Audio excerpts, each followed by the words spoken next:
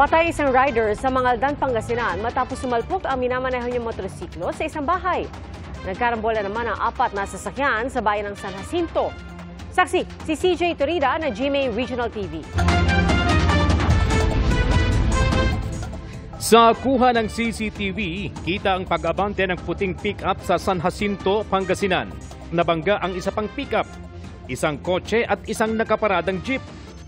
Sa investigasyon ng mga pulis, nagka-mild stroke ang driver ng puting pick-up. Nasa maayos na siyang lagay matapos dalhin sa ospital. Ayon sa mga pulis, nangako ang driver ng pick-up na sasagutin ang pinsala ng mga nabanggang sasakyan.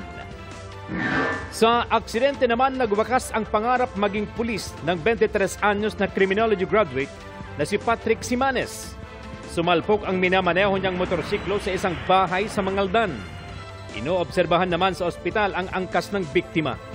Mag-iisam sana yan. Siguro, dyan na siguro lang po nila. Yung buhay niya siguro, yun lang. Pero walang sayang yan.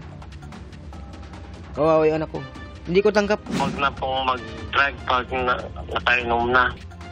Para sa GMA Integrated News, si Jay Torida ng GMA Regional TV, ang inyong saksi.